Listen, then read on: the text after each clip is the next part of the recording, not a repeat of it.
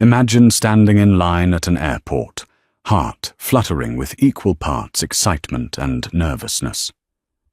The hum of announcements echoes over the intercom, and passengers hustle by with suitcases in tow. You notice a young black girl about 15, speaking softly to her father in a lilting accent that sets her apart. Suddenly, a snide giggle ripples through the nearby flight crew. They point at her and whisper rude remarks about the way she speaks. In that moment, the father's eyes darken, a silent storm brewing. Little do they know, this man, protective, composed and quietly powerful, is the CEO of the very airline they represent. The morning was buzzing at Hartsfield-Jackson, Atlanta, International Airport, known as the busiest airport in the world. People from all walks of life navigated bustling corridors and mile-long security lines. The overhead boards flickered with departure and arrival times. Airlines vied for attention, and among them was Delta Airlines, an industry titan that prided itself on hospitality and global reach. In the thick of this vibrant chaos, 15-year-old Nia walked alongside her father, Michael Phillips. Nia was tall for her age, with braids that swept across her shoulders and big, curious eyes that scanned her surroundings. She spoke with a gentle, West African lilt, a legacy of the years she'd spent with her mother in Ghana. Michael, on the other hand, carried himself with a quiet certainty. His impeccable navy blue suit fit his athletic frame, and a subtle signet ring glimmered on his right hand. An air of mystery surrounded him, hinting at something more profound than just a regular businessman on a trip. The pair had arrived early. Michael was methodical about punctuality. He wanted ample time to check in, sort out any possible complications, and find a comfortable spot for a coffee or light meal before boarding. Nia, excited about her first major trip in years, chatted about their final destination. They were headed to New York for a special event that Michael had only described as important. Nia didn't know that important barely scratched the surface of what awaited them. For all Nia understood, this was just another father-daughter trip, a bonding opportunity after being separated for much of her childhood when Michael's work took him around the globe. While they walked, Nia noticed several uniformed crew members, men and women with flight pins glinting on their lapels passing by in purposeful strides. Flight attendants in crisp uniforms gave them polite nods, but some paused to take a second look. Some recognized Michael from corporate newsletters and leadership bulletins. His face was known internally, but he wasn't a household name publicly. Michael's instructions to the airline were always to remain discreet about his presence. He never wanted personal recognition to overshadow the collective accomplishments of the employees. As they approached the check-in area, Michael pointed out the lines that had already formed. "Let's get in line now, or we'll be stuck here forever." He joked. Nia grinned, adjusting her backpack straps. She glanced around, noticing the wide array of travelers, large families with kids clinging to teddy bears, business people tapping away on laptops, anxious backpackers rummaging for passports. The world had converged in this one spot, and it was exhilarating. From a short distance, a trio of flight attendants, 2 women and a man, huddled together.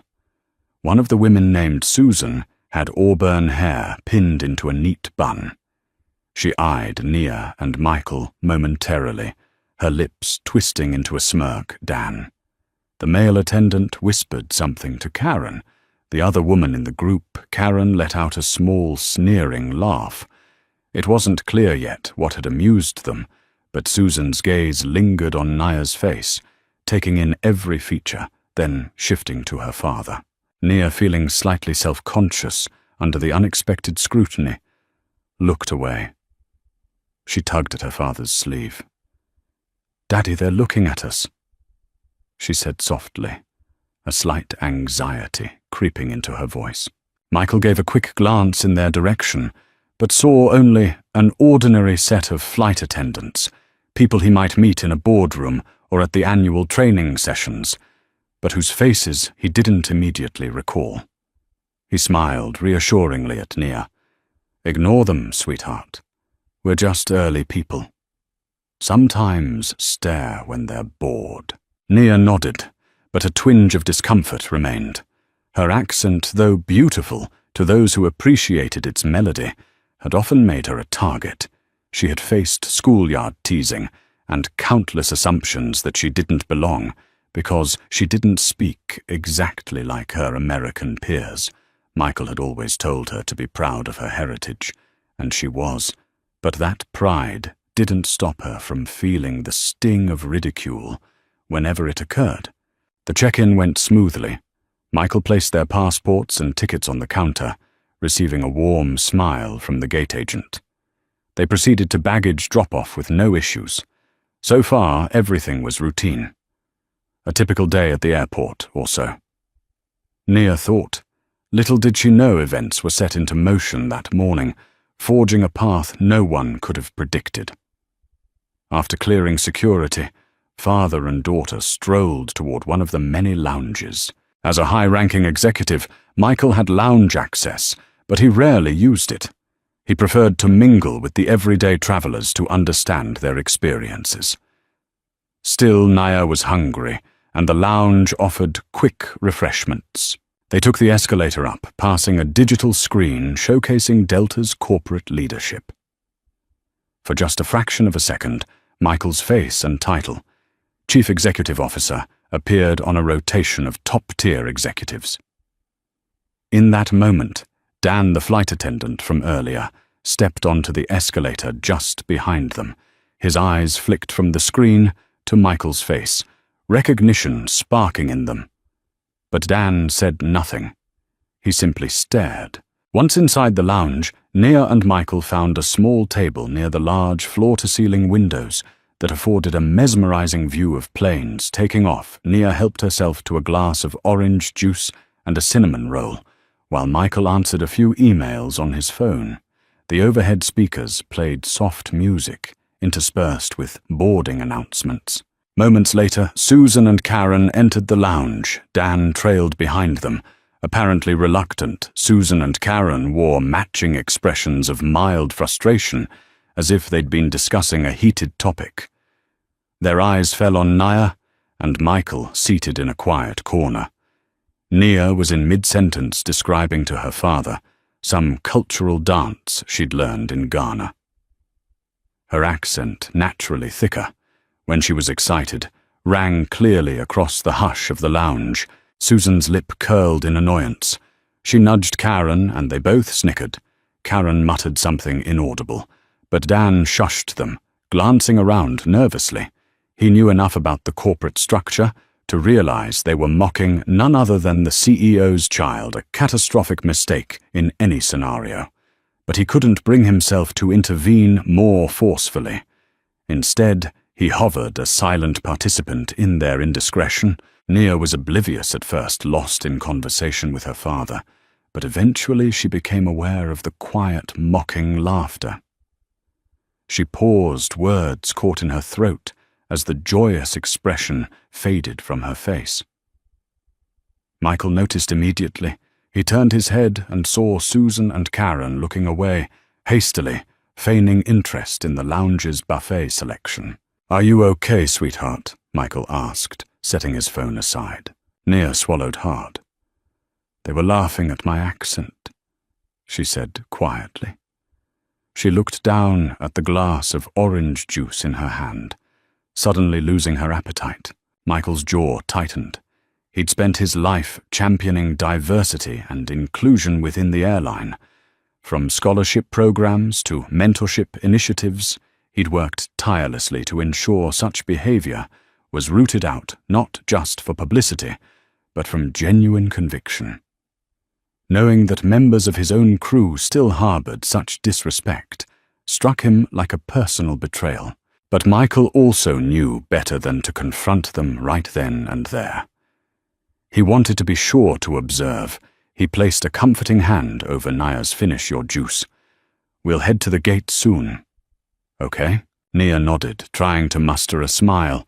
Although she was used to rudeness, having it happen so blatantly in front of her father was a different kind of pain. She felt as if she'd embarrassed him by existing in a way that drew negative attention. Little did either of them realize that this small moment was only the beginning. The judgmental stares and sneers were about to escalate, fueled by Karen and Susan's thoughtless sense of humor, and complicated by the fact that Dan was the only one aware of Michael's true identity. The stage was set for something far more dramatic than a typical morning in Atlanta. Boarding time for their flight to New York approached. Michael and Naya walked toward Gate A17, weaving through throngs of people dragging carry-ons. The large digital sign overhead flashed New York, on time. A small relief in a world where delays were the norm. As they approached the gate, they saw a small commotion near the boarding podium. A passenger was arguing loudly with a gate agent about an overbooked seat. A manager rushed over to help defuse the situation.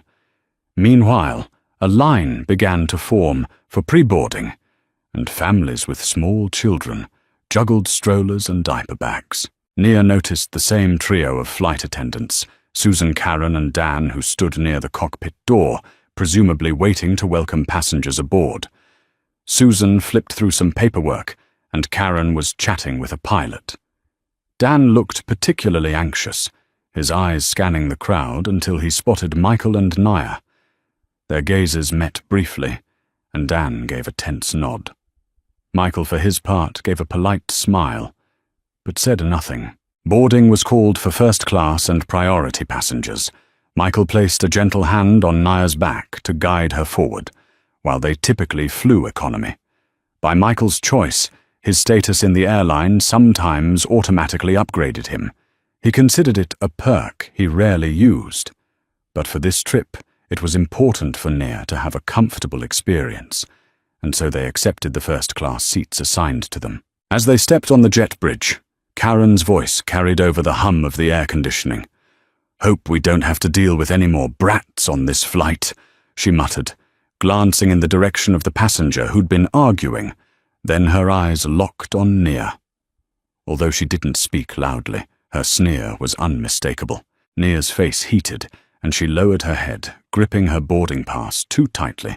Michael heard it as well.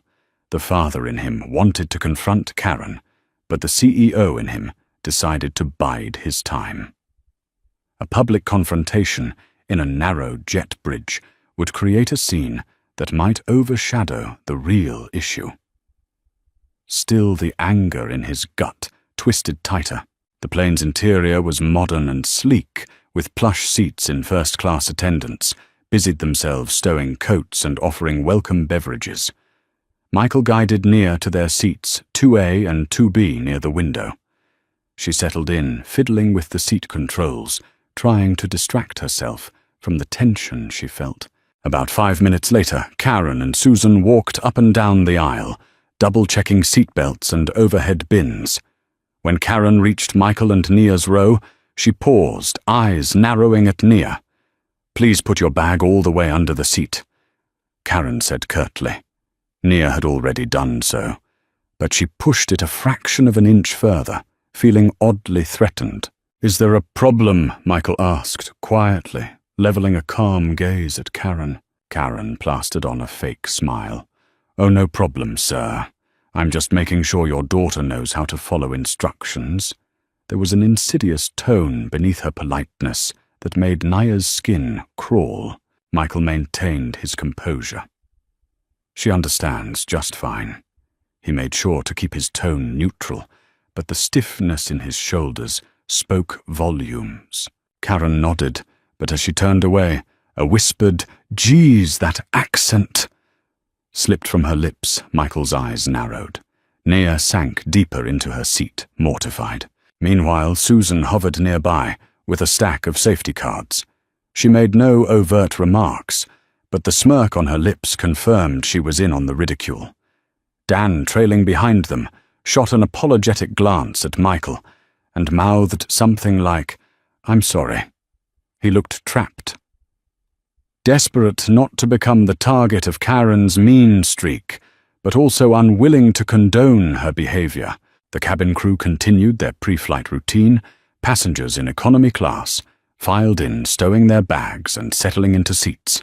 A safety announcement droned overhead, accompanied by the usual demonstrations.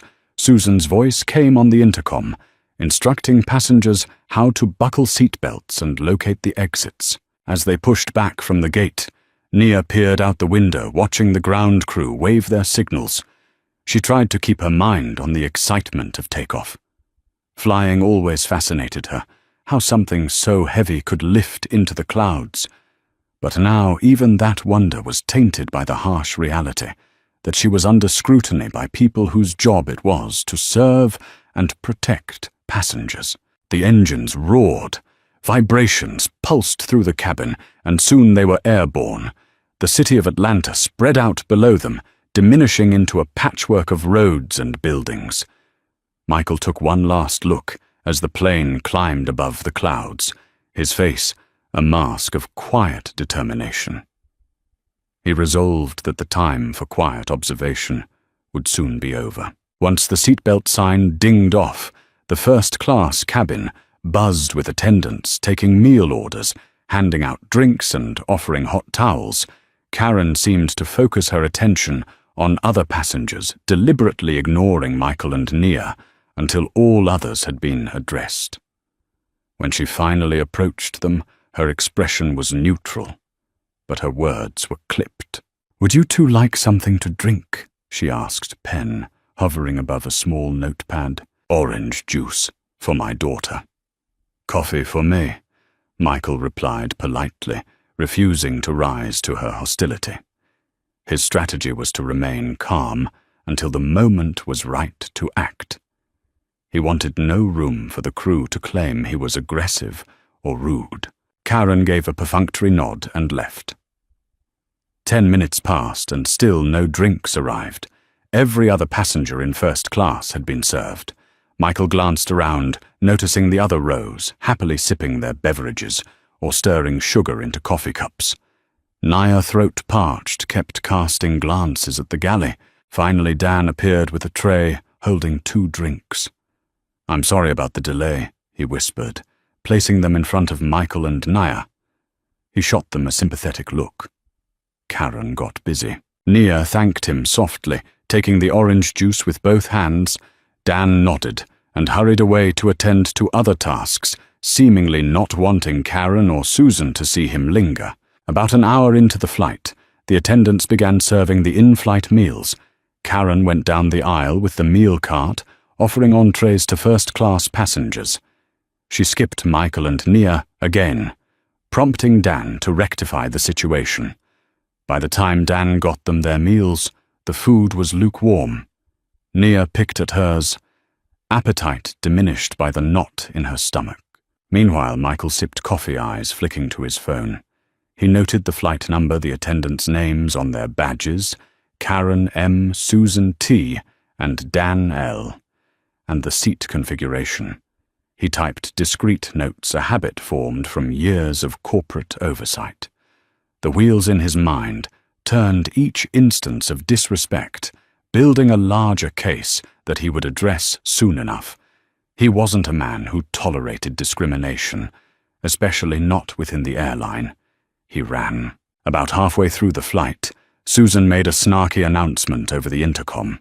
She reminded passengers to keep their voices down and remain considerate, saying, "We have a variety of backgrounds on board, so keep communication clear and respectful." Although her words sounded general, her tone and the timing suggested it was aimed at Nia, who had just asked her father a question, quietly enough, but in an accent that Susan seemed to find offensive. A few passengers glanced around in confusion.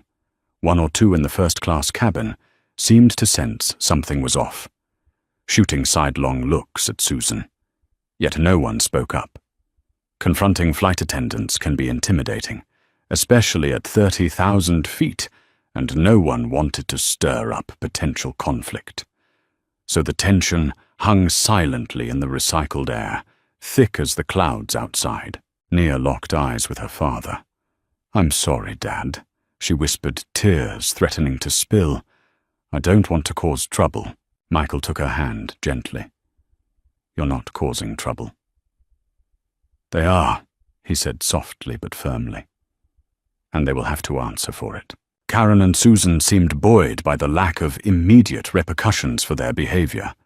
Emboldened, they occasionally cast smirks in Nia's direction, whispering to each other as they passed. Dan kept his head down, obviously torn but powerless without higher authority. The flight was halfway done, but for Nia, it felt like it had stretched into eternity. The only respite came when Karen and Susan retreated to the galley to gossip, leaving Dan to handle passenger requests. He brought Nia a complimentary chocolate bar, sneaking it onto her tray.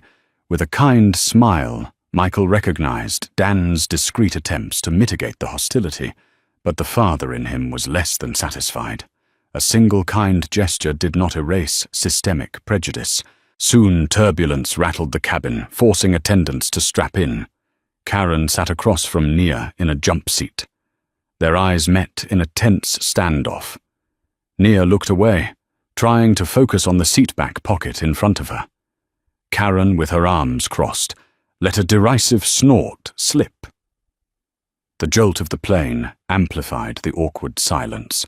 When the turbulence subsided, Karen unbuckled and leaned forward, speaking quietly, so only Nia and Michael could hear. "So where'd you pick up that accent?" Her tone dripped with derision. "It's interesting," Michael bristled. "My daughter spent years in Ghana." "She speaks multiple languages, as a matter of fact." Karen shrugged, eyebrows rising. "Oh, that's nice," she replied, her voice telling a different story than her words. "I guess you're cultured or something." A swirl of anger and pain flickered across Nia's face, but she said nothing, just turned to stare out the window. Michael inhaled, slowly controlling his temper. The absolute gall of this flight attendant was beyond anything he'd experienced, particularly since inclusivity was one of Delta's core values. And ironically, she was unaware that the object of her scorn was the very man responsible for overseeing the entire airline's operations. By the time the seatbelt sign pinged off once more, Michael had witnessed enough. He was done observing. He resolved that once they landed, he would address this matter thoroughly. Yet fate had other plans for how the conflict would escalate before they even touched down at LaGuardia. Roughly 30 minutes before. Landing, Susan made an announcement. "Ladies and gentlemen, please prepare for our initial descent into New York's LaGuardia Airport. Flight attendants, please secure the cabin." Karen and Susan went around to ensure tray tables were stowed and seats were upright. The lights in the cabin dimmed slightly in preparation. Michael and Nia buckled their seatbelts, the lights of the New York skyline now visible through the clouds. Suddenly, an alarm beeped near the flight deck. Susan and Karen snapped to attention. Dan, looking anxious, hurried to the cockpit. Passengers exchanged nervous glances. Moments later, the pilot came on the intercom to explain that a minor mechanical warning light had illuminated. They would be cleared to land, but emergency vehicles would be on standby as a precaution. The plane descended further, and the tension from the mechanical issue layered atop the pre-existing drama. As they neared the runway, an unsettling lurch shook the aircraft. Gasps rippled through the cabin. Nia gripped her father's arm, fear eclipsing her earlier humiliation. The plane touched down hard, bouncing once on the runway. Oxygen masks did not deploy, but the screech of the tires was louder than usual. Outside, flashing lights indicated emergency vehicles trailing them. The pilot managed to bring the aircraft safely to a taxi speed, and a round of relieved applause erupted. Karen's expression was unnerved as she tried to maintain professionalism. Susan remained composed on the surface, but her hands shook as she secured the galley. Dan was nearly pale, though he managed a small smile of relief in Michael and Nia's direction as he passed. The pilot taxied to an isolated area of the tarmac, where the plane underwent a quick inspection by ground staff and the waiting emergency teams. Once they confirmed it was safe, the plane was towed to a gate. The entire incident lasted about 30 minutes, but felt like an eternity to the anxious passengers.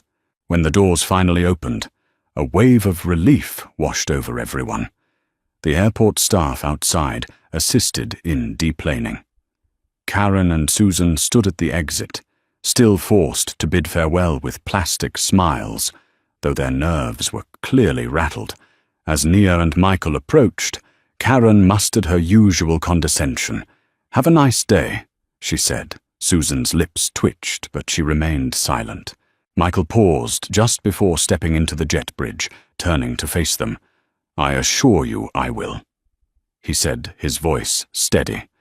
Then, with a firm hand on Nia's shoulder, he led her out of the aircraft. Unbeknownst to the crew, Michael's phone had been capturing key details, some audio clips of the crew's remarks, timestamps of their actions, and notes about their treatment. He had enough to not only file a complaint, but to launch an internal investigation. Yet the confrontation that was about to happen wouldn't even wait for corporate processes to begin. Michael Phillips guided his daughter down the jet bridge with deliberate slowness, letting the river of passengers surge ahead. He wanted the cabin crew in front of him, wanted time to collect his simmering fury, wanted above all to be certain Nia was no longer within earshot of the attendants who had spent 3 hours chipping away at her dignity. At the mouth of the jet bridge, the hive buzz of LaGuardia greeted them. Overlapping gate announcements, rolling suitcase wheels, the faint hiss of espresso machines from a nearby Cafe Nero. Fluorescent ceiling panels reflected off polished terrazzo floors, turning every movement of the crowd into a restless play of light. Nia walked a half-step behind her father, clutching the fabric of his blazer as though it were a lifeline.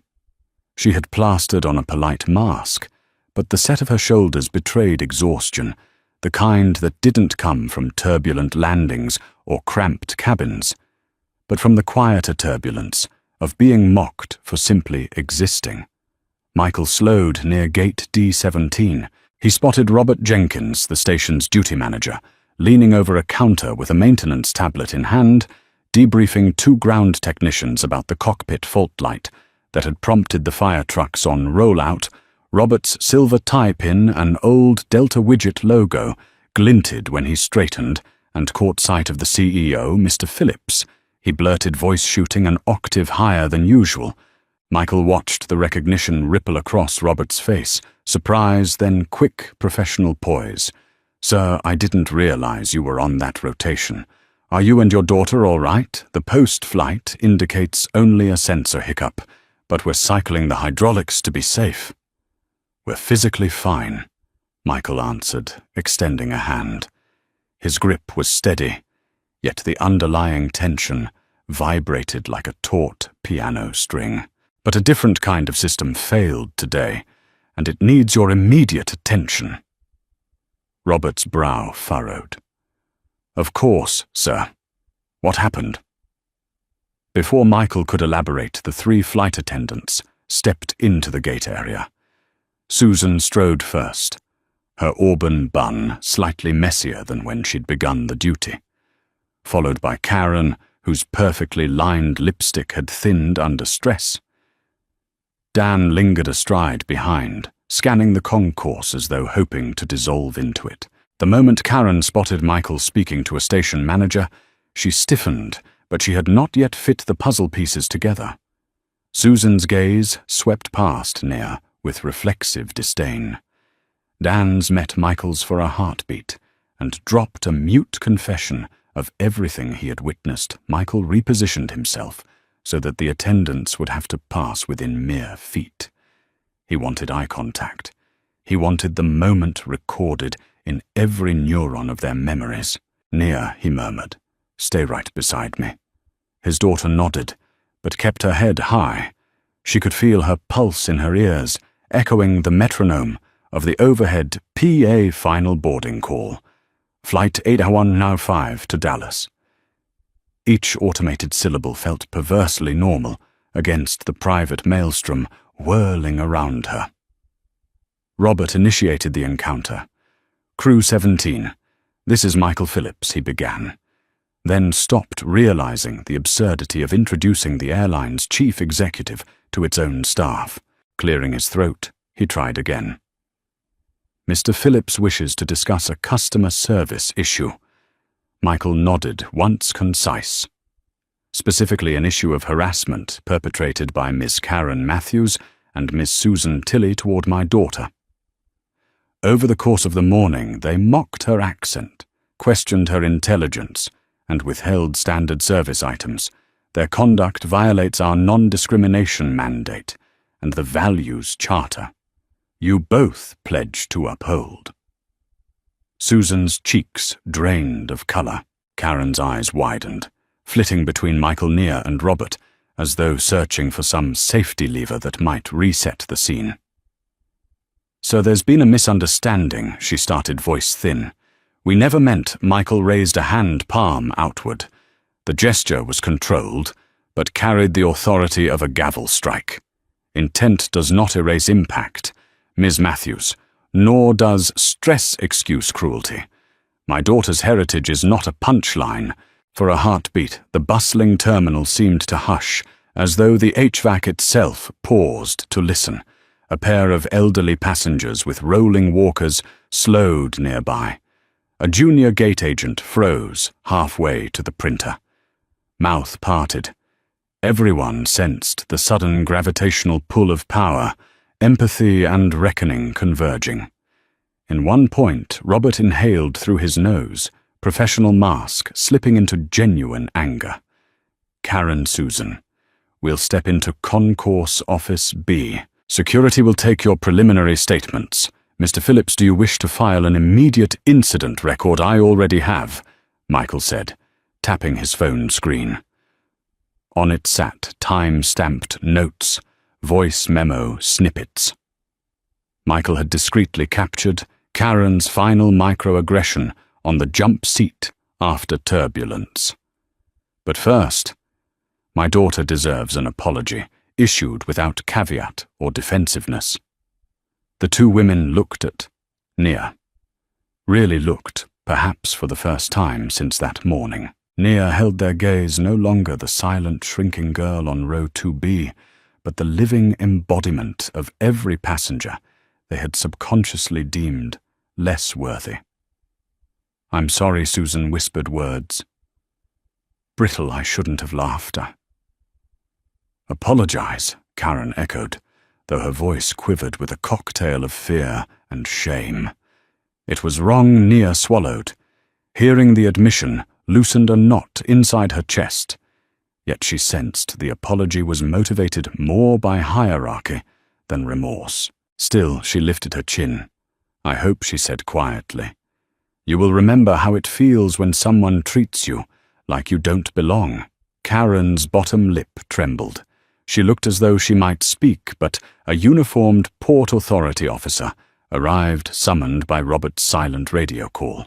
The officer gestured politely toward a side corridor. As the attendants were led away, Susan glanced over her shoulder.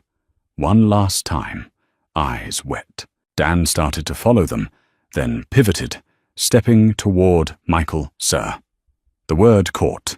He steadied himself. "I need to say this. I am deeply sorry for not intervening sooner. I tried to temper the situation, brought them your drinks, your meals. But I should have confronted the remarks directly. I was afraid of worsening the conflict." Michael studied the young man.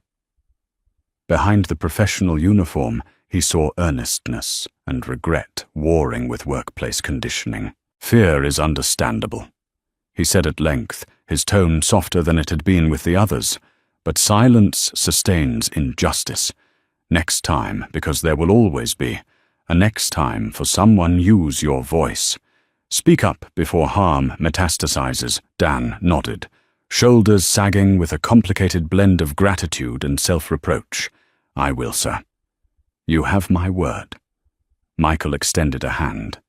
Dan took it, a brief, firm clasp that communicated both accountability and a second chance. Only then did Karen's earlier words register with the watching crowd. I didn't even know who you were. A businessman in line for the next flight leaned to his companion and murmured, "That's the CEO." A low ripple of whispers spread outward, like concentric rings on water, astonishment that the man in the impeccably cut navy suit quietly defending his child was the hand atop the whole corporate tiller. Michael ignored the stir. His focus remained on Naya, who exhaled shakily, as if expelling a gallon of stale cabin air. "You did nothing wrong," he reminded her, in a voice pitched for her ears alone. "Remember that." She nodded, tears pricking but unshed. In the overhead skylights, her braids caught glints of midday sun, each bead of lacquered wood bright as a filament of hope. Robert motioned toward a seating alcove outfitted with upholstered benches and a living wall planter of peace lilies, one of the airport's attempts at calming design. "Mr. Phillips, I have to draft an OPS 25 preliminary. Would you like to review it? HR can fax the formal packet to corporate by the hour's end. Send it." Michael said, "Attach my field notes and the audio clip. Flag it. Level 3. Misconduct with request for expedited review." His boardroom cadence surfaced crisp and surgical. Then he recalibrated to father mode, glancing at Nia. "But first, my daughter needs water. She's had enough procedural talk for one day." Robert gestured toward a hydration station. Of course, they walked the few steps together. At the dispenser, Nia pressed her reusable bottle beneath the sensor. As water splashed, she asked, "Is it really over?" Her father considered. "This incident is over. The process of making it right has only begun." Nia sipped the cold liquid, soothing her sandpaper throat. "I still feel small," she admitted. "Do you know how stars are born?" Michael said. She shook her head. "They compress. Gravity squeezes dust and gas so tightly that the core ignites. Pressure can make you feel small, but sometimes it forges light. Today you shone even when they tried to smother you." She managed a wobbly smile. "You're mixing astrophysics with pep talks." "I'm a CEO, not an astrophysicist. Mixing metaphors is part of the package." He winked, coaxing a quiet laugh from her. They thanked Robert, who promised SMS updates, and joined the stream toward baggage claim. Every few yards, an employee snapped to attention, acknowledging Michael with nods, ranging from discreet to starstruck. He answered each with measured courtesy, but his hand never left the small of Nia's back. On the escalator, down to carousel. Nia spoke again, voice low. "Is it bad that I feel a little glad? Not that they're in trouble, but that somebody powerful believed me right away." "It's not bad," Michael said. "It's human. Validation heals." A small girl on the step below turned, staring wide-eyed at Nia's braids.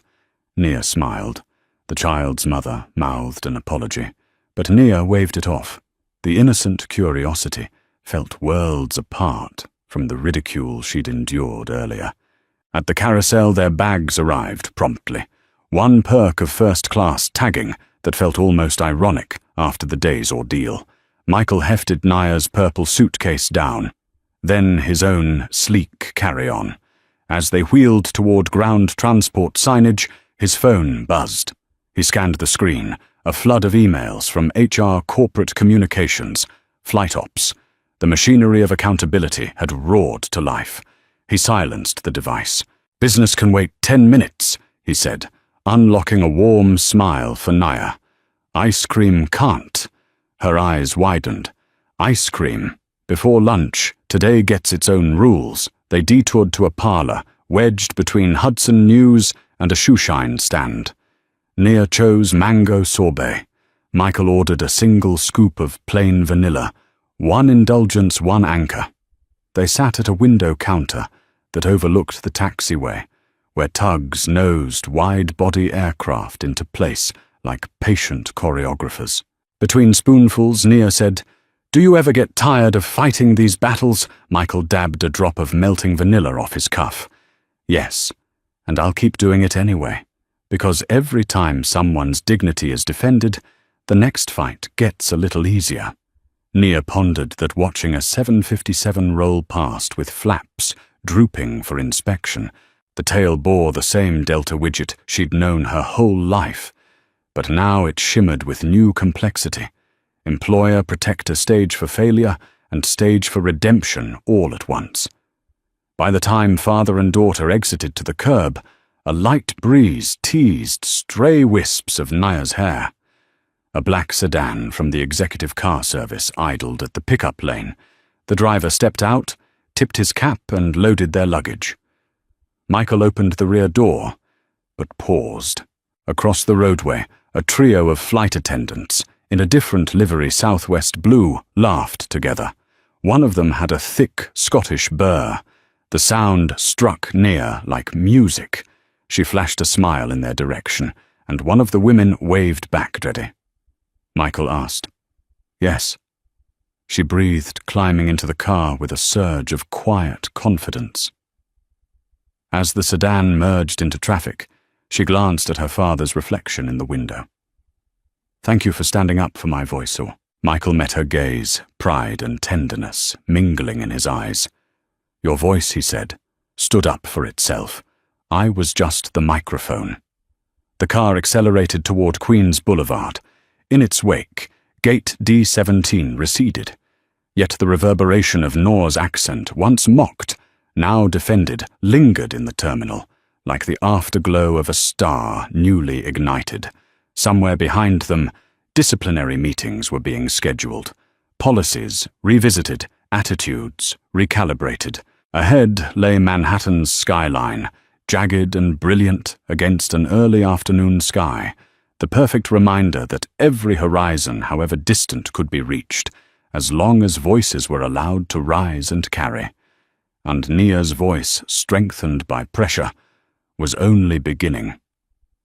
Its ascent, Nia and Michael headed to the baggage claim, stepping onto an escalator to reach the arrivals hall.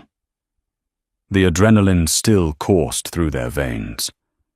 Nia leaned against the handrail, exhaustion evident in her eyes. Michael wrapped an arm around her shoulders. "I'm sorry you had to go through that," he said, voice laced with genuine regret. "I never wanted my daughter to be on the receiving end of such hatred, especially not within an airline."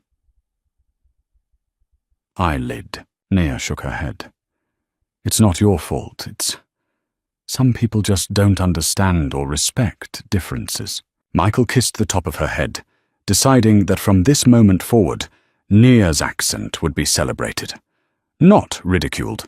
He also vowed to personally oversee the disciplinary process for Karen and Susan. As they reached baggage claim, more Delta employees recognized Michael Whispers, followed them something about a major confrontation on the plane, and the CEO traveling incognito.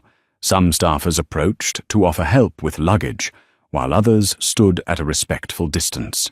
Word traveled fast. By the time Michael checked his phone, he'd already received emails from the airline's executive leadership team. Robert must have sent out an emergency bulletin explaining the situation. Michael typed a quick reply, requesting an immediate board meeting. While waiting for their bags, Michael asked Nia, "Do you want me to get you a car to the hotel? I need to handle some administrative tasks here, but I'll be there soon." She hesitated, not wanting to separate from him after such an ordeal, but she also recognized his duty. "It's okay, Daddy. I'll be fine. I'll wait at the hotel. You do what you need to do."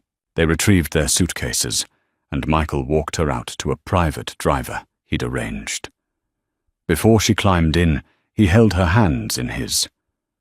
"This is not over, Nia. I promise you, those people will learn the consequences of their actions." Nia nodded, tears glinting in her eyes, but a determined smile on her lips. "Thank you. I love you. I love you too," Michael said, stepping back as the car pulled away. The moment she left, his phone buzzed again. He answered with a terse greeting. The voice on the other end was from the head of human resources, expressing shock and dismay at the incident. Michael wasted no time. "We need a conference call with the heads of cabin services, legal and communications immediately. I want a full investigation launched and a public statement prepared if necessary. Also, I will attend the disciplinary hearings personally." The HR head agreed, and Michael headed back into the airport office, mind racing. He knew the airline had protocols, but this was personal. He would ensure the matter was handled fairly, yet firmly, in accordance with the principles he had championed since taking the CEO position. There would be no sweeping this under the rug. While Karen and Susan sat in a small interview room, waiting for disciplinary procedures to begin, the rumor mill churned. Some employees were furious at their colleagues' behavior, seeing it as a direct affront to the diversity. Delta prided itself on. Others were stunned that Karen and Susan had dared to mock anyone's accent, let alone the CIO's daughter. As Michael stepped into the meeting room, he was greeted by a somber-faced panel HR personnel, legal advisors, and some senior executives, all waiting for him to take the lead. His demeanor was as serious as they'd ever seen. Gone was the approachable fatherly warmth he often projected in corporate gatherings. This was Michael Phillips, the uncompromising CEO. The meeting stretched late into the evening. Statements were taken, protocols reviewed. Dan's testimony corroborated Nia's account, revealing a series of repeated discriminatory comments. Karen and Susan tried to argue that it was a misunderstanding or a joke taken out of context, but the panel had no patience for such excuses. The airline's zero-tolerance policy for discrimination was clear. In the end, the recommendation was termination of employment for Karen and Susan. Their actions were deemed gross misconduct, violating multiple policies. Michael accepted the recommendation, but emphasized that Dan should receive counseling and training rather than punishment, given his attempts, albeit limited, to intervene. The panel agreed. As midnight approached, Michael typed a final message to Robert, instructing him to deliver the official decision to Karen and Susan in the morning. He closed his laptop, pinched the bridge of his nose, and thought of Nia. The day had been long, emotionally draining, and far from how he wanted their trip to begin. Still, he felt a measure of satisfaction. Justice, at least in the immediate sense, was being served. He had championed accountability, not as an act of revenge, but as an affirmation of the airline's core values, and more personally, as a father protecting his child. It was 1 a.m. when Michael arrived at the hotel suite in Midtown Manhattan. The lavish room overlooked the city's shimmering skyline. Nia was sound asleep in the bedroom. A warm lamp by the couch illuminated a fruit basket and a note from the hotel manager welcoming him. Michael loosened his tie and sat on the couch, fatigue washing over him. Despite the exhaustion, his mind refused to rest. Memories from the day replayed. Nia's downcast face, the crew's mocking laughter, the mechanical scare, the confrontation at the gate, and the late-night disciplinary meeting. As a CEO, he'd navigated countless crises, financial downturns, public relations, nightmares, logistical snarls, but nothing had cut him as deeply as seeing his child ridiculed. The protective father in him still simmered with anger, even though the professional side had taken swift action. Sleep eventually claimed him, though fitfully. The next morning, Nia woke to find her father already on the phone, coordinating with the airline's corporate communications department. They wanted to craft a statement to ensure rumors didn't spiral out of control. Michael instructed them that while an internal memo was warranted, he didn't want Nia's name splashed in headlines. Protecting her privacy was paramount. After finishing the call, he turned to his daughter with a soft smile. "Good morning. How'd you sleep?" She shrugged. "Okay, I guess I'm still tired. And I keep thinking about what happened." Michael sighed, sitting beside her on the bed. "I'm sorry you had to face that. It's not fair and it's not acceptable." Nia leaned her head on his shoulder. "I know you did your best, Dad." "Thank you." They spent the morning together, eating breakfast in the hotel's lounge. Nia's mood lightened as she recounted fun memories from Ghana, and Michael listened intently, grateful to see her smile returning. He wanted her to know the world was bigger than the cruelty they encountered. Later that day, Michael received news that Karen and Susan had been formally terminated. Word spread quickly among employees, and some posted messages on internal forums celebrating the decision. Others expressed relief that the airline was walking the talk regarding its values. Nia overheard her father on a call and asked him later, "Do you feel bad about firing them? Or was it easy?" She studied his face, seeking an honest answer. Michael chose his words carefully. "I don't celebrate anyone losing their livelihood, but discrimination can't be tolerated. The airline's reputation and values are at stake. And more importantly, you shouldn't have to live in a world where such behavior is swept under the rug. I'd do it again if I had to, if I had." Nia's eyes glistened with gratitude. Despite everything, she felt a sense of closure. She wasn't naive. She knew bigotry existed beyond this one incident. But seeing it confronted so directly gave her hope. The following day, Michael and Nia attended the original event. They'd come to New York for a charitable gala supporting international education. Nia wore a sleek sky blue dress, looking both elegant and youthful. Her father, in a tailored tuxedo, introduced her to dignitaries, philanthropists, and business leaders. During a conversation with a Ghanaian official who recognized Nia's accent, the official praised her. "Your accent is beautiful. It speaks of where you come from, who you are." That simple affirmation brought tears to Nia's eyes. Michael watched her interact with luminaries from different corners of the world, each with their own accent and culture. He marveled at how quickly she adapted, greeting them with confident warmth. The memory of Karen and Susan's mockery felt distant, overshadowed by the vast tapestry of global voices embracing Nia as she was. Meanwhile, in Atlanta, Karen and Susan packed up their uniforms for the last time. They faced uncertain futures. The airline's decision was final, and their attempts to appeal fell on deaf ears. Neither had anticipated such severe repercussions for what they considered harmless jokes. But the reality of zero-tolerance policies had proven them wrong. Their reputations within the aviation industry were marred, making it difficult to secure new roles. Dan, on the other hand, continued his duties, albeit under the watchful eye of management. He was enrolled in additional training programs, focusing on diversity, conflict resolution, and intervention. It was a second chance he planned to make the most of. When Michael and Nia flew back to Atlanta a week later, Dan was not on their flight, but he had sent a handwritten note, delivered via the flight captain, to Mr. Phillips and Miss Nia. "Thank you for teaching me a lesson. Encourage. I'm determined to do better." Nia smiled when she read it, feeling a bittersweet pang. She handed the note to her father, who nodded in silent approval. A small sign that perhaps some good had come of this fiasco. Over the subsequent weeks, the story of the discriminatory flight attendants reached the ears of many in the aviation industry.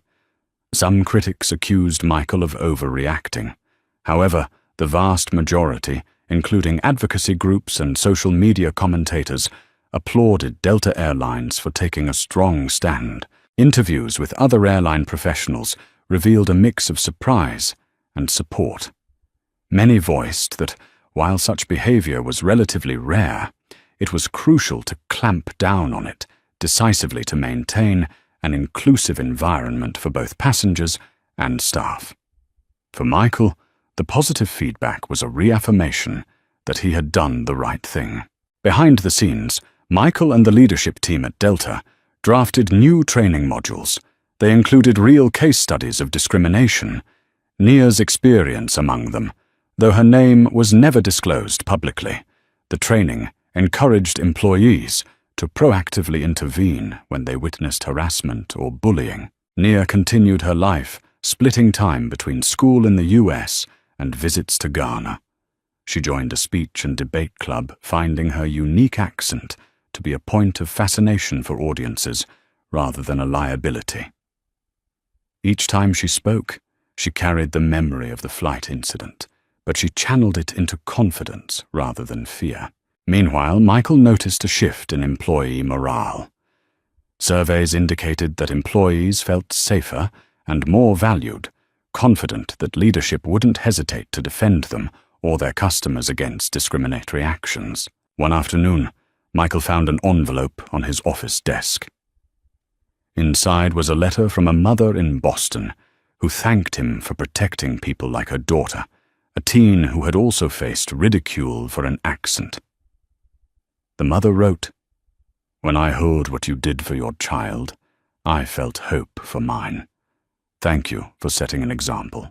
Touched, Michael placed the letter in a small box of keepsakes. Among them were letters from employees, pictures from charity events, and tokens of gratitude he'd received over the years. This letter, however, carried special weight.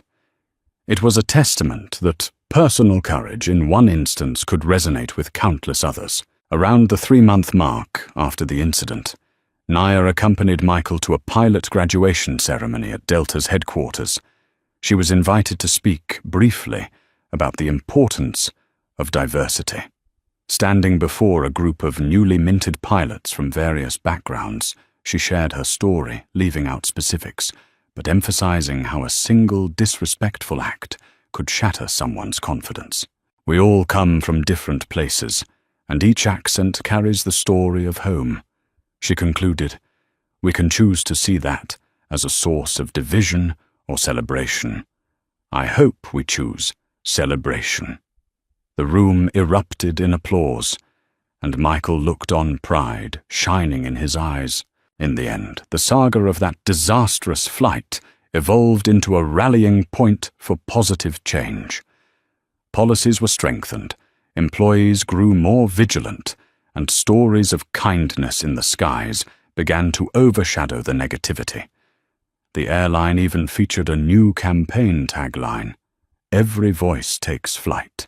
While it was a subtle nod internally, everyone understood its deeper meaning. 1 year later, on a crisp morning, at Hartsfield-Jackson Atlanta International Airport, where the whole ordeal had begun, Michael and Nia strolled through the same terminal as they prepared for another trip. This time, they were heading to London for a global business summit. Nia walked confidently, greeting airport staff with a warm "good morning" in her distinctive accent. Head still turned, but now with smiles rather than sneers. The father-daughter duo reached the Delta counter, and a young gate agent recognized Michael beaming at them. "Welcome back, Mr. Phillips and Miss Nia," she said politely. "We have you in first class today, sir. Let me know if you need anything." Michael and Nia exchanged a knowing glance, remembering a time not so long ago when such a greeting would have been overshadowed by malicious whispers. Today felt different, lighter, more open. That lingering pain from the past was overshadowed by a sense of vindication and hope. Before boarding, they stopped for a quick coffee, While waiting for their drinks, Nia noticed a sign on the wall promoting the airline's new employee training initiative. It showcased diverse faces and the tagline, "Every voice takes flight." She nudged her father, pointing at the poster. "That's our campaign," she asked, a smile tugging at her lips. Michael nodded. "Inspiration comes from real-life stories. Honey, and you inspired a great deal of it." A gentle flush colored her cheeks. She sipped her latte, letting the warmth of that acknowledgement settle in. Father and daughter proceeded to their gate, boarding the flight without incident or unpleasant stares. The cabin crew greeted them warmly, offering them beverages without delay. Once seated, Nia gazed out the window at the runway. Planes taxied in the distance, taking turns to ascend into the open sky. She thought about the countless journeys that happened every day, people crossing borders and oceans, each with a voice, a heritage, a story to tell. She felt a sense of belonging, not just in the US or Ghana, but in the vast tapestry that made up the modern world. Michael watched her, recalling the shy girl who had once been so hurt by the thoughtless actions of 2 flight attendants. Now she seemed poised, self-assured, ready to face anything. The engine roar signaled the plane's takeoff roll. As they accelerated, father and daughter shared a smile. In that moment they ascended, not just physically, but emotionally, leaving behind the bitterness of the past and soaring into a horizon where every voice was acknowledged and respected. The flight became a silent testament to their journey from hurt to healing, from discrimination to empowerment. At 35,000 feet, above clouds that drifted like cotton fields, Nia leaned over to Michael. "Thank you, Dad," she whispered, reaching for his hand. Michael squeezed her hand back. For what he asked, though he already knew, for believing me, for fighting for me, for loving me enough to make things right. A gentle smile curved his lips. Always near, always. And as the plane soared through clear skies, the story of a crew laughing at a black girl's accent ended where it truly belonged, in a cabin filled with respect, acceptance, and the unbreakable bond of a father's love for his daughter, who in turn learned that her voice was as valid as any other in the grand chorus of humanity. Thank you for traveling with us through a tale of pain, resilience, and a father's fierce love. Their journey shows that every time we reject discrimination, be it a mocking remark or an unjust rule, we move the world toward greater empathy. If this story touched you, please share it, leave a quick comment, and hit like and subscribe. Your support lets us keep telling uplifting stories that remind us every voice, every accent deserves to soar.